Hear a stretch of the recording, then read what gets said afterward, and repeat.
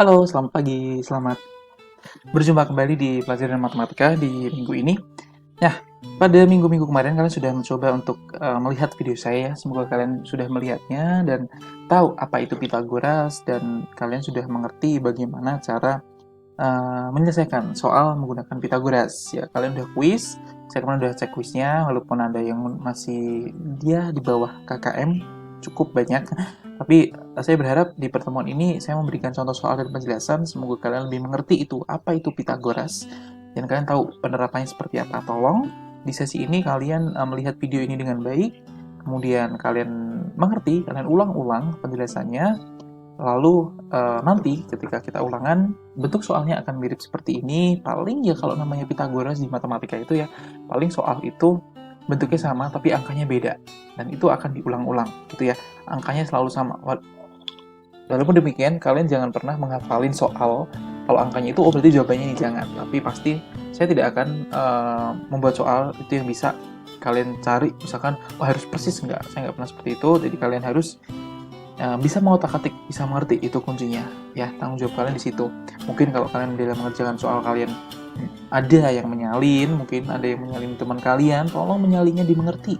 Nggak cuma menulis angka yang salah, kemarin ada yang nulis angka 1, tapi ternyata yang mencontek itu malah nulisnya angka 7, semuanya jadi ikutan angka 7, padahal itu sangat fatal sekali kemarin ketika saya cek.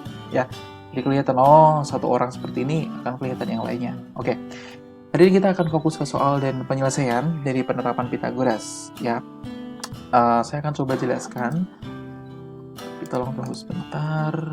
Ada 10 soal di sini. Tolong kalian pahami 10 permasalahan berikut ini. Ini contoh yang pertama. Itu ada 3 buah persegi. Ya, ada 3 buah persegi di sini. Ini yang pertama, ini yang kedua, dan ini yang ketiga.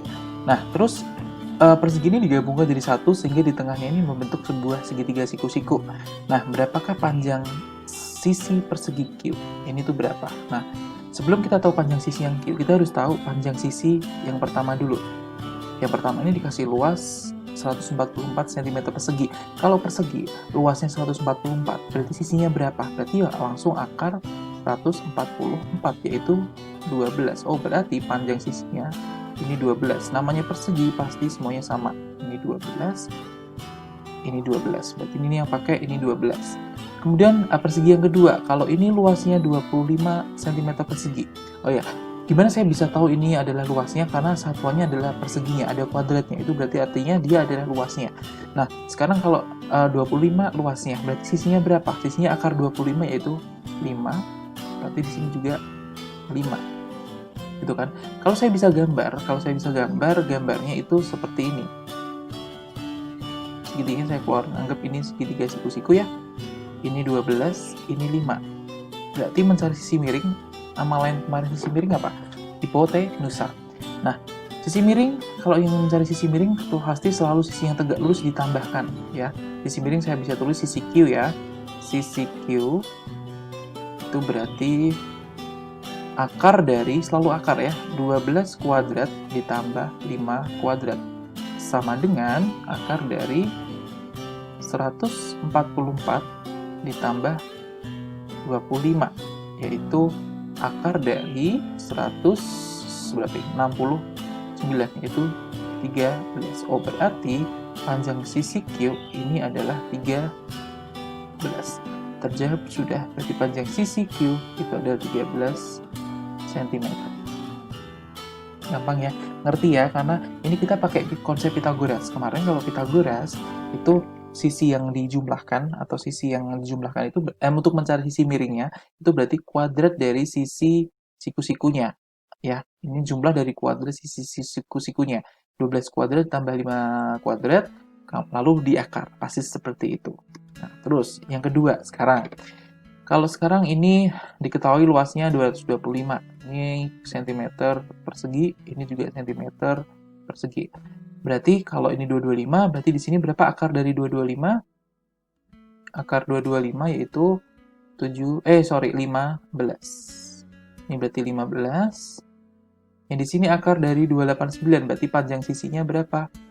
Akar 289 itu 17. Oh, berarti di sini 17. Yang dicari adalah X-nya, panjang sisi X berapa. Nah, kalau saya gambar seperti ini. Ini siku-siku, maaf ini nyambung ya.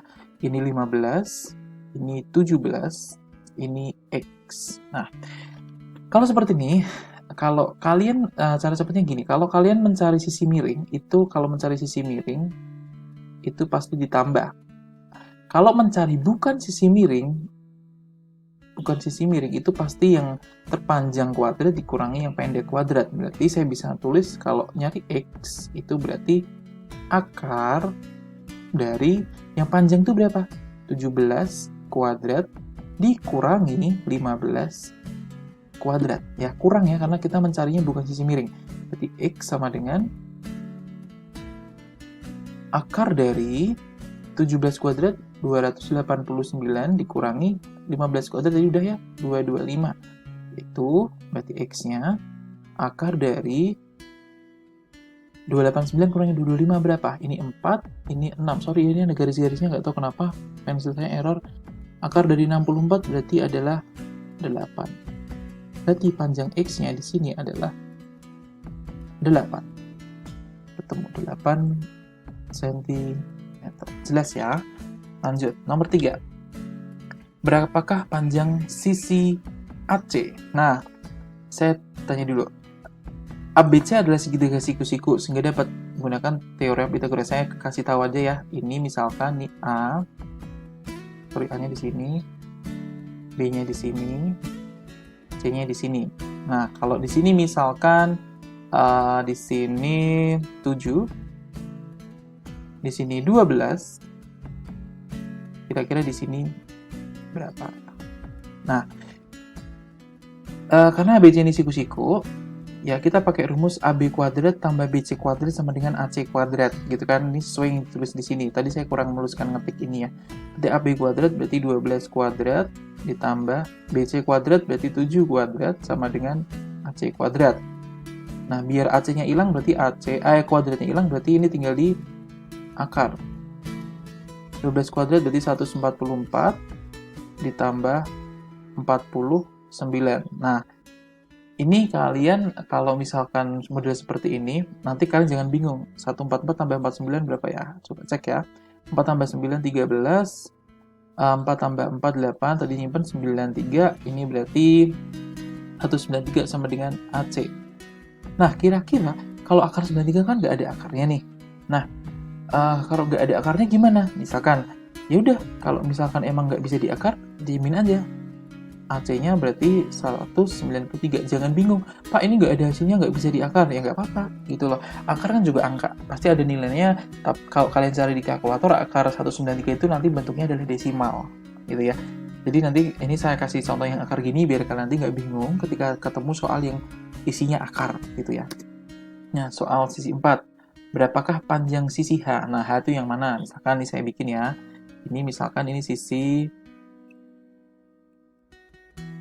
ini ini G, ini H, ini I. Ini siku-siku. Contoh kalau misalkan di sini 5, di sini 4, kira-kira hanya berapa? Nah, jangan bingung lah kalau bentuknya seperti ini gimana, kan harus puter ya. Tadi kalau kita ini H itu sisi miring bukan? Kalau kita bentuk gambarnya kasarannya adalah seperti ini. Ini hanya di bawah sini kan. Nah, ini 4, ini 5. Kira-kira H itu sisi miring bukan? Bukan. Kalau bukan sisi miring berarti dikurang. Berarti H sama dengan akar dari yang panjang kuadrat kurangi pendek kuadrat. Sama dengan akar dari 5 kuadrat yaitu 25 dikurangi 4 kuadrat 16. Berarti adalah akar 9. Akar 9 itu 3. Berarti panjang sisi K adalah 3. Gitu ya. Terus kalau seperti ini, berapakah panjang sisi? Oh, ini ketutup ya. Ini panjang sisi K ya, dicari ya. Berarti gimana kalau K? K itu bukan sisi miring, berarti K ini dikurang dong kalau bukan sisi miring. Akar dari 29 kuadrat dikurangi 21 kuadrat. Sama dengan akar 29 kuadrat berapa? Silahkan kalian cari. Ya. Nanti kalian cari sendiri latihan bisa. Ini waktu dari perekaman saya kan tinggal 5 menit, jadi saya harus buru-buru. Kalian nanti tuliskan semua soal ini, lalu teruskan jawabannya berapa, gitu ya. Terus, ini kan tadi udah dikurang, lalu tinggal akar berapa. Nah, ini nanti kalian bisa cari akarnya ini berapa, ini ketemu K-nya. Ya, jadi tugas kalian hari ini hanya melengkapi materi-materi yang saya jelaskan. Nanti silahkan kalian hitung lagi di sini, masukkan ke sini. Oke. Lanjut lagi ya, biasanya bisa cepet ini ya, soal tinggal 5 menit. Nah, sekarang panjang sisi T. T ini sisi miring bukan? Ayo, miring bukan? Nah, ini kalau digambar diubah kan gini. Kalau kalian bingung, kalian ubah lagi gambarnya. Gini kan? Ini 9 di sini, ini siku-siku, 12-nya di sini ya. Kalau diubah kan gitu. Karena kita nyari sisi T, oh sisi T itu sisi miring, berarti ditambah 12 kuadrat ditambah 9 kuadrat terus diakar. Terus 12 kuadrat itu berapa? Nah, dihitung. 9 kuadrat berapa? Lalu nanti ini akarnya berapa? Ketemu hasilnya berapa? Nah, silahkan kalian hitung di sini. Boleh pakai kalkulator, nanti akan ketemu T-nya berapa. Mengikuti proses ini, gitu ya. Oke, soal nomor 7. Nah, sekarang ini sisi miringnya 37, sisi tegaknya seperti ini. Nah, ini sisi bawahnya alasnya. Atau kalau saya bisa ubah jadi gini. Tuh. Ini kalau kalian bingung diputar seperti ini ya. Ini 35 yang di sini, R-nya di sini, 37 di sini. Berarti R sisi miring bukan? Oh, bukan. Berarti dikurang R sama dengan akar dari yang panjang, 37 kuadrat dikurangi 35 kuadrat. Nah, silakan kalian hitung. 37 kuadrat itu berapa? Dikurangi 35 kuadrat berapa? Ketemunya akar berapa? Lalu hasil akhirnya berapa R-nya? Silakan tulis di sini. Gampang ya. Silakan kalian lanjutkan mandiri. Nah, ini saya gambarkan sketsanya, nanti kalian hitung. Ini bentuknya yang bentuk soal cerita. Sebuah pesawat diprogram untuk terbang base ke arah selatan sejauh 12 km. Selatan itu berarti kalau di arah mata angin itu ke bawah. Nah, ini misalkan 12 cm. Ini 12. Ke selatan ke sini kan. Terus kemudian ke arah timur sejauh 5. Timurnya 5. Sini 5. Nah, ini pasti siku-siku karena ikut arah mata angin. Pesawat tersebut diinginkan kembali ke base dengan menempuh jarak terpendek. Berarti dari sini dia akan ke sini. Nah, jaraknya ini berapa? Silakan kalian hitung jarak terpendeknya berapa. Pakai Pythagoras dong. Ini yang cari sisi miringnya. Berarti saya bilang X saja ya. X-nya yaitu 12 kuadrat ditambah 5 kuadrat. Silakan lanjut sendiri, nanti seperti apa gitu ya. Rute terpendeknya berarti berapa jaraknya dalam bentuk kilometer, karena tadi soalnya dalam bentuk kilometer gitu ya. Silakan kalian lanjut. Soal 9. Nah, segitiga siku-siku. Sisi sebuah segitiga 5, 9, dan 6. Apakah segitiga tersebut siku-siku? Nah, kayak yang kalian harus ingat, kemarin ada tugas yang saya komen di Instagram, karena ada yang salah. Kenapa? Karena 9-nya taruh tengah. 9 atau angka yang paling besar itu taruh di paling akhir. Karena 5, 6, 9 dikuadratkan, dijumlahkan. Apakah nanti hasilnya dengan ini sama? Apakah ini sama? Kalau sama berarti siku-siku, kalau tidak sama itu berarti bukan siku-siku. Gitu ya. Nanti kalian jelaskan di sini kenapa bukan, kenapa iya gitu. Ini juga sama, harus kalian urutkan dari yang terkecil ke terbesar. 6, 8, 10 kalian kuadratkan. Terus ini jumlahkan, ini sama dengan atau enggak. Nah, cek siku-siku atau bukan. Oke, pertemuan hari ini kalian cuma belajar ini. Ya, jadi kalian tolong lengkapi, tulis di buku kalian dari nomor 1 sampai 10 ini tadi, dan jangan lupa untuk difoto tulisannya ngerapi. Tolong kerjakan menggunakan cara kalian sendiri yang sudah saya jelaskan, gitu ya. Oke, selamat pagi, selamat mengerjakan. Semoga kalian sukses, semoga kalian bisa mengerti, dan tolong diulang-ulang kembali penjelasan saya kalau kecepatan, gitu ya. Terima kasih, selamat pagi.